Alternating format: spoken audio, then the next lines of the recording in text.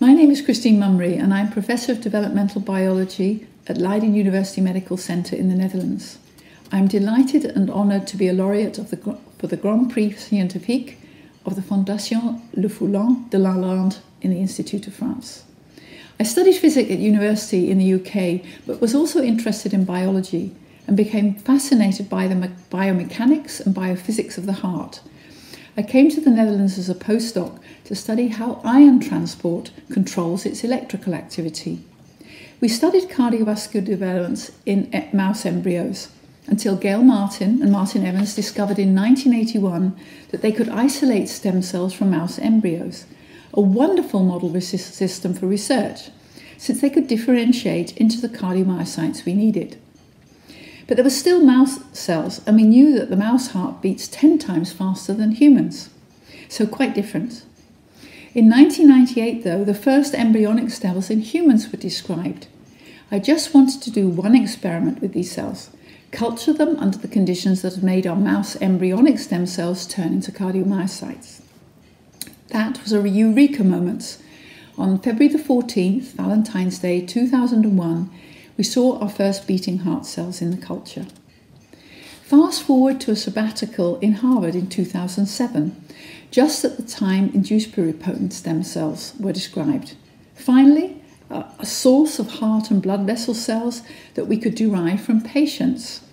And that is where my research has been focused ever since, understanding genetic cardiovascular diseases and looking for medicines that could be used to treat them.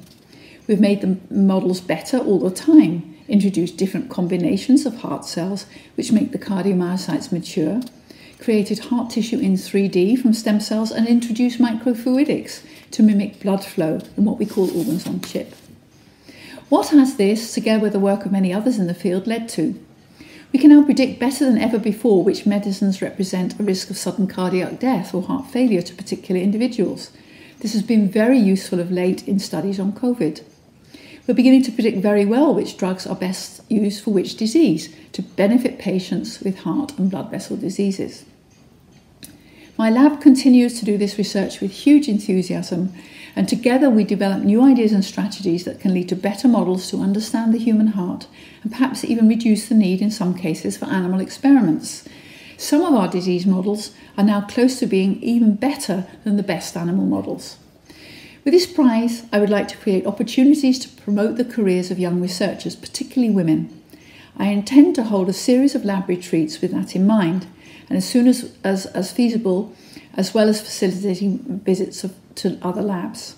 Showing young researchers that science is not only hard work, but also fun is incredibly important, and we'll make sure that this is part of these retreats. Finally, I would like to thank once more the Fondation Lefoulon Delalande for this extremely prestigious prize. When I see who are laureates before me and who my co-laureate is in 2021, I'm truly honoured. Thank you all.